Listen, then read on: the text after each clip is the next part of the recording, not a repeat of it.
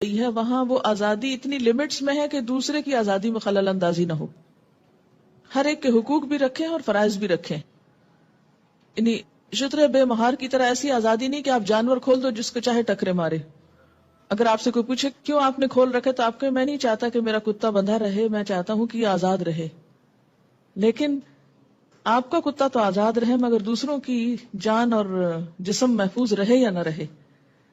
تو اسلام ایسی آزادی نہیں دیتا کہ جس سے دوسروں کی آزادی میں خلل پڑے یا دوسروں کی سہولت میں تنگی پڑے. بہرحال اسی طرح یہ ہے کہ روزے سے کیوں منع کیا گیا؟ تو جیسے پہلے بھی میں نے عرض کیا کہ یہ حالت صحت کی نسبت بیماری سے قریب تر ہوتی ہے. جب جسم سے مستقل طور پر بلڈ نکل رہا ہو تو انسان کو عام حالات سے زیادہ انٹیک کی ضرورت ہوتی ہے، لیکوڈ کی شکل میں، کچھ کھانے کی شکل میں. تو ایسے میں اگر انسان روزہ رکھ لے تو اس سے عورت کی صحت پر اثر پڑ سکتا ہے. تو یہ ایک سہولت دی گئی ہے کہ ان دنوں میں روزہ نہ رکھے. اگر کوئی عورت رمضان میں فجر کی اذان سے پہلے حیض سے پاک ہو جائے اور غسل کا وقت نہ ہو تو پہلے روزہ رکھ کر بعد میں غسل کر سکتی. لیکن اگر اذان کے بعد پاکی ہوئی ہے، یعنی بعد میں بھی سپاٹ لگا ہے اور سورج نکلنے کے بعد آپ پاک ہو رہے ہیں اور نہا رہے ہیں اور روزہ آپ صبح سے رکھ چکے ہیں تو وہ روزہ نہیں ہوتا.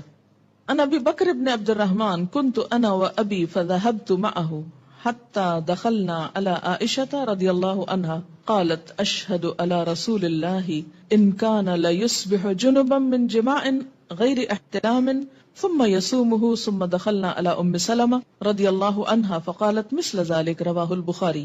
حضرت ابو بکر بن عبد الرحمن رضی اللہ عنہ سے روایت ہے کہ میں اپنے والد کے ساتھ حضرت عائشہ رضی اللہ تعالی عنہا کی خدمت میں حاضر ہوا. ہمارے سوال کے جواب میں حضرت عائشہ نے فرمایا میں گواہی دیتی ہوں کہ رسول اکرم صلی اللہ علیہ وسلم احتلام کی وجہ سے نہیں بلکہ جماع کی وجہ سے حالت جنابت میں صبح کرتے پھر غسل کیے بغیر روزہ رکھتے. اس کے بعد ہم دونوں حضرت ام سلمہ رضی اللہ تعالی عنہا کی خدمت میں حاضر ہوئے تو انہوں نے بھی ایسا ہی فرمایا. اس سے کیا پتہ چلتا ہے؟ حالت جنابت میں سحری کھائی جا سکتی ہے اگرچہ نماز سے پہلے نہانا ضروری ہے، پھر نماز نہا کے پڑھی جائے گی. اسے بخاری نے روایت کیا. کپڑے پر حیض کے خون کا داغ لگ جائے تو اتنی جگہ دھو کر اسی کپڑے پر نماز ادا کی جا سکتی ہے. مثلا جائے نماز کو لگ گیا یا کسی چادر پہ لگ گیا یا اپنے پہنے ہوئے کپڑے پر لگ گیا تو صرف اس داغ کو دھو لیا جائے اور باقی کپڑے کو ویسے ہی پہن کر نماز پڑھ لی جائے، خواہ اس میں پسینہ ہی کیوں نہ ہو حالت حیض کا. ان عائشہ رضی اللہ عنہا قالت كانت احدانا تحید ثم تقترس الدم من ثوبها عند طهرها فتغسله وتندح على سائره ثم تصلي فيه رواه البخاری. حضرت عائشہ رضی اللہ تعالی عنہا فرماتی ہیں کہ جب ہم میں سے کسی کے کپڑے حیض کے خون سے آلودہ ہو جاتے تو غسل کے بعد ہم خون کپڑے سے کھرش ڈالتی، پھر وہ جگہ پانی سے دھو ڈالتی اور سارے کپڑے پر پانی چھڑک کر اس میں نماز پڑھ لیتی. بعض اوقات کلاٹنگ ہوتی ہے نا تو اس لیے اس کو کھرشنے کی بات کی گئی ہے. اور صرف کھرشنا کافی نہیں ہوتا یا مل کے رگڑ کے صاف کرنا کافی نہیں بلکہ اس کو دھونا ضروری ہے. جب سپاٹ والی جگہ دھل جائے، داغ اتر جائے، صاف ہو جائے کپڑا تو باقی کپڑے پر کیا کیا جائے؟ پانی چھڑک کر، یعنی دھونے کی ضرورت نہیں. پانی کس لیے چھڑک کر؟ اس کو فریش کرنے کے لیے، جیسے استری کرتے وقت پانی اسپرنکل کرتے ہیں، اس میں نماز پڑھ لی جائے. اگر پانی اتنا نہ ہو کہ باقی کپڑے پہ چھڑکا جائے تو کوئی بات نہیں، آپ صرف نجاست دھو کر اسی کپڑے کو دوبارہ پہن کر نماز پڑھ سکتے ہیں. اسے بخاری نے روایت کیا ہے. حائضہ کے لیے مسجد میں ٹھہرنا جائز نہیں، البتہ گزر سکتی. حالت حیض میں جائے نماز کو ہاتھ لگانا، جائے نماز پر بیٹھنا، ذکر کرنا اور تسبیح اور تحلیل نیز دعا وغیرہ کرنا جائز ہے. یہ بعض اوقات لوگ تسبیح نہیں اٹھاتے یا جائے نماز نہیں اٹھاتے تو یہ بات درست نہیں. ان عائشہ رضی اللہ عنہا قالت قال لی رسول اللہ صلی اللہ علیہ وسلم ناولینی الخمرۃ من المسجد قالت فقلت انی حائض فقال ان حیضتک لیست فی یدک رواہ مسلم.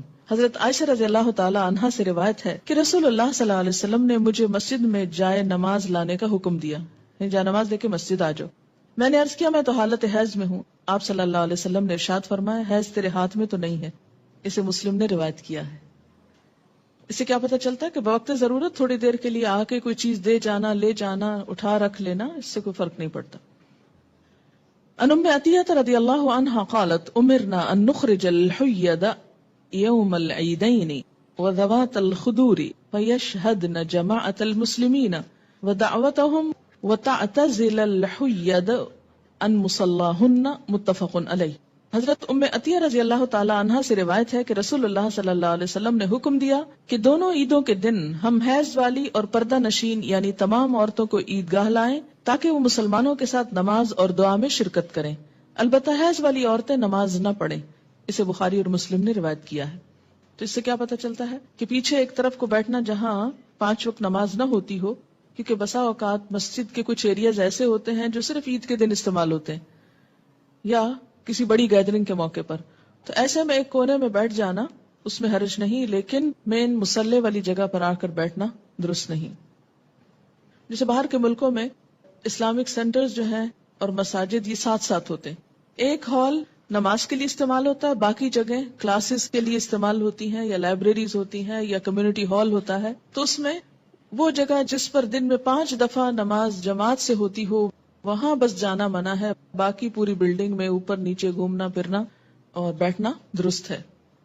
عید کے موقع پر نماز کے لیے سب کو نکلنے کا حکم دیا گیا، جس میں حیض والی اور پردہ نشین عورتوں کو بھی کہا گیا کہ نکلیں، جو کبھی نہیں نکلتی وہ بھی نکلیں تاکہ مسلمانوں کے ساتھ نماز اور دعا میں شرکت کریں۔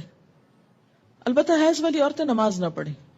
تو اس سے کیا پتہ چلتا ہے کہ عیدگاہ تک جانا، وہاں بیٹھنا اور دعا میں شریک ہونا ایسی عورتوں کے لیے بھی جائز ہے۔ حیض کا خون نہ لگے تو حائضہ کے کپڑے پاک رہتے ہیں جنہیں دھوئے بغیر نماز پڑھی جا سکتی۔ حائضہ کا دوپٹہ یا چادر اوڑھ کر دوسری عورت نماز پڑھ سکتی۔ ان میمونہ رضی اللہ عنہا قالت کان رسول اللہ صلی اللہ علیہ وسلم یصلی فی مرط بعدہ علی و بعدہ علیہ وانا حائض، متفق علیہ۔ حضرت میمونہ رضی اللہ عنہا فرماتی ہیں کہ رسول اللہ صلی اللہ علیہ وسلم جس چادر میں نماز پڑھتے اس چادر کا ایک حصہ مجھ پر اور ایک حصہ آپ پر ہوتا اور میں حالت حیض میں ہوتی۔ اسے بخاری اور مسلم نے روایت کیا ہے، یعنی ایک ہی چادر شیئر کرتے تھے، اور اس وقت جب کہ حضرت میمونہ حیض کی حالت میں ہوتی۔ تو اس سے کیا پتہ چلتا ہے کہ ایسا کپڑا جو کسی حائضہ عورت کا ہو اس میں نماز ادا کرنا درست ہے۔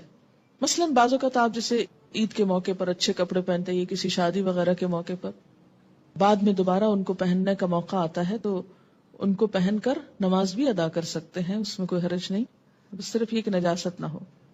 حیض سے پاکیزگی حاصل کرنے کے بعد اگر خاکی یعنی براؤن یا زرد یعنی یلوش پانی خارج ہو تو دوبارہ غسل کرنے کی ضرورت نہیں۔ ان ام عطیہ رضی اللہ عنہا قالت کننا لا نعد القدرۃ والصفرۃ بعد الطہر شیئا، رواہ ابو داود۔ حضرت ام عطیہ رضی اللہ عنہا فرماتی ہیں حیض سے پاکیزگی حاصل کرنے کے بعد خاکی یا زرد رنگ کے پانی کو ہم کوئی اہمیت نہیں دیتی تھی۔ اسے ابو داود نے روایت کیا، یعنی آپ اپنے مقررہ ایام پر پاک ہو گئی، نہائی، نماز پڑھی، اور پھر کچھ گھنٹے گزرنے کے بعد یوں معلوم ہوا کہ یلوش ڈسچارج پھر ہوا ہے تو اس کو کنسیڈر کرنے کی ضرورت نہیں، اب دوبارہ نہانے کے لیے زحمت نہ کرے۔ حیض سے پاکیزگی حاصل کرنے کے لیے بے جا عجلت اور بے جا تاخیر دونوں سے کام نہیں لینا چاہیے۔ بے جا عجلت کا کیا مطلب ہے کہ انڈیو جلدی، یعنی ہے کب پاک ہوگی، کہیں نماز نہ چلی جائے، کہیں روزہ نہ چلا جائے، اچھا نہا لی، پھر دیکھا کہ ابھی تو نہیں پاک ہوئے، پھر نماز چھوڑ دی، پھر روزہ توڑ دیا، پھر نہا لیا، تو یہ کھیل نہیں بنانا چاہیے اس کو۔ اسی طرح بے جا تاخیر کے پاک بھی ہو چکے ہیں لیکن نہا ہی نہیں رہے، میں سستی کے مارے کہ اچھا 1-2 نمازیں اور چھوڑ لیں، آرام کر لیں، تو ایسا نہیں کرنا چاہیے۔ غسل حیض میں تاخیر ہونے پر قضا نمازیں ادا کرنا چاہیے، یعنی اگر کسی وجہ سے پانی ختم ہے، پانی نہیں ہے، یا کئی سفر کی حالت میں ہے کہ ٹائم پہ نہیں پہنچے آپ کہ نہا سکیں، یا کوئی وجہ بن گئی، یعنی جان بوجھ کے نہیں ہو گیا ایسے، تو پھر کیا ہے، جب نہا چکے تو پچھلی نماز لوٹائیں۔ کن النساء يبعثن الى عائشة رضی اللہ عنہا بالدرجة فيها الكرس فيها السفرة فتقول لا تعجلن حتى ترين القصة البيضاء تريد بذلك الطهر من الحيضة، رواہ البخاری۔ خواتین رسول اللہ صلی اللہ علیہ وسلم کی زوجہ محترمہ سیدہ عائشہ رضی اللہ تعالی عنہا کے پاس ڈبیا میں روئی رکھ کر بھیجتی جس میں ابھی کچھ زردی باقی ہوتی، تو حضرت عائشہ فرماتی جب تک صاف شفاف پانی نہ دیکھ لو اس وقت تک طہر حاصل کرنے کے لیے جلدی سے کام نہ لیا۔